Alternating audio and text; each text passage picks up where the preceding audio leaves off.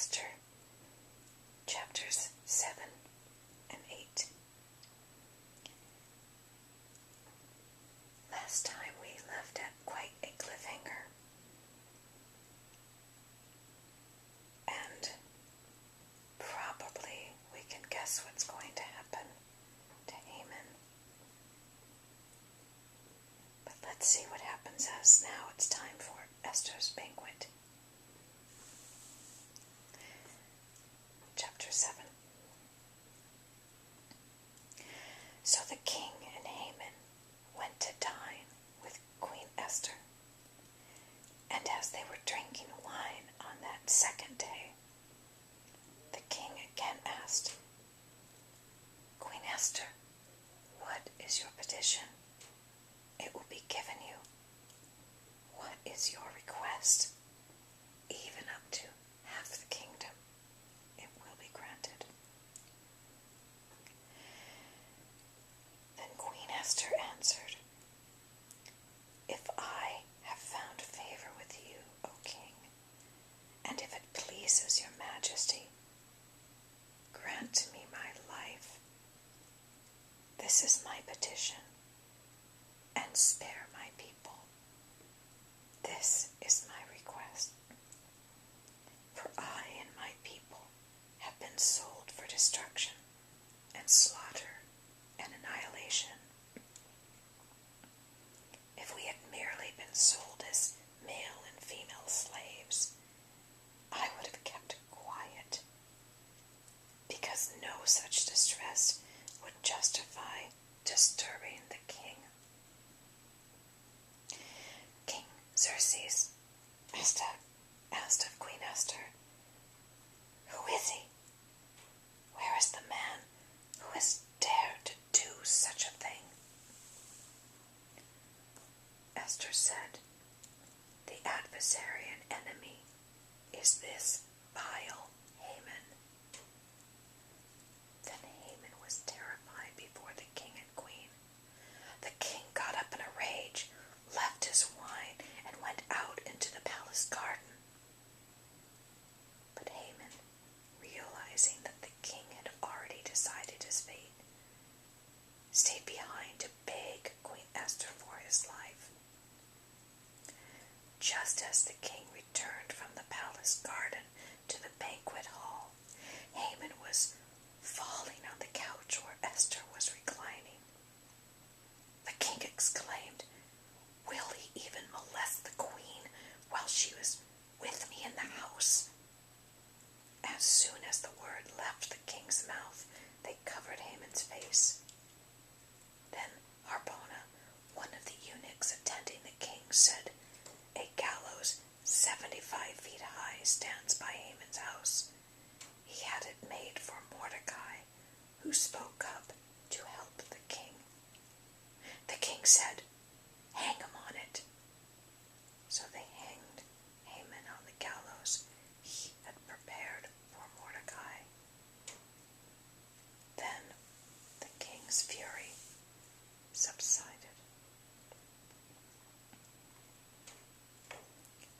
Chapter 8. That same day, King Xerxes gave Queen Esther the estate of Haman, the enemy of the Jews, and Mordecai came into the presence of the king, for Esther had told how he was related to her.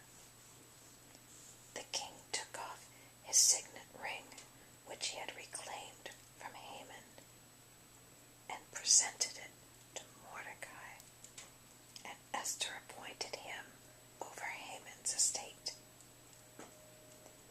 Esther again pleaded with the king, falling at his feet and weeping. She begged him to put an end to the evil plan of Haman, the Agagite, which he had devised against the Jews. Then the king extended the gold scepter to Esther,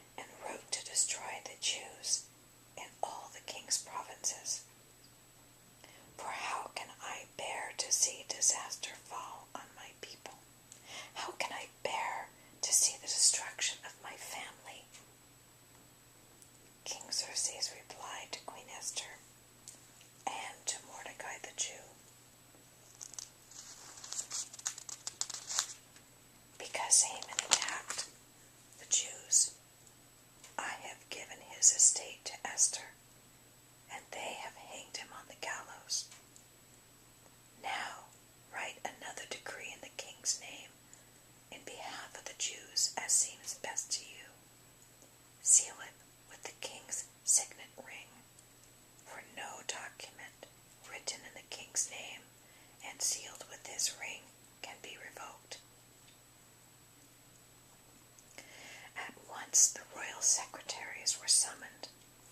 On the 23rd day of the 3rd month, the month of Sivan, they wrote out all Mordecai's orders to the Jews and to the satraps, governors, and nobles of the 127 provinces stretching from India to Cush. These orders were written in the script of each province and the language of each people, and also to the Jews in their own script and language.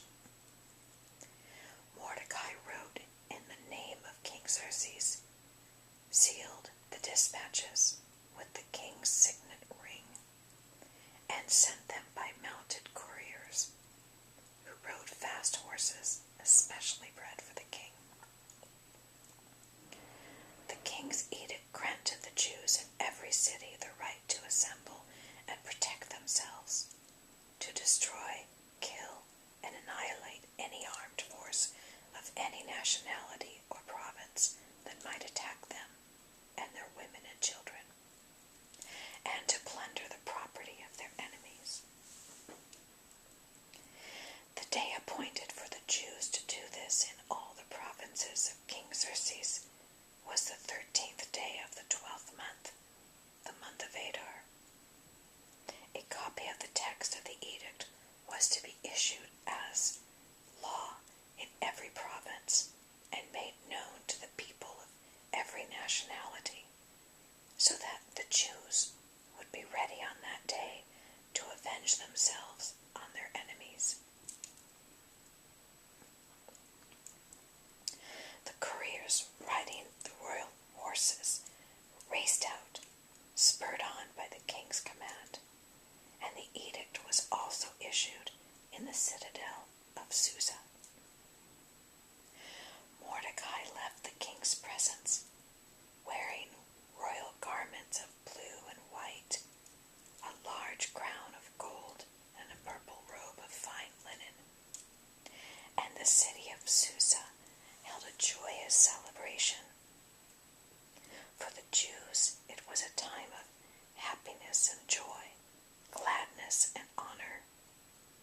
In every province and in every city, wherever the edict of the king went, there was joy and gladness among the Jews, with feasting and celebrating. And many people of other nationalities became Jews, because fear of the Jews had seized them. Only 2 more chapters remain in the book of Esther.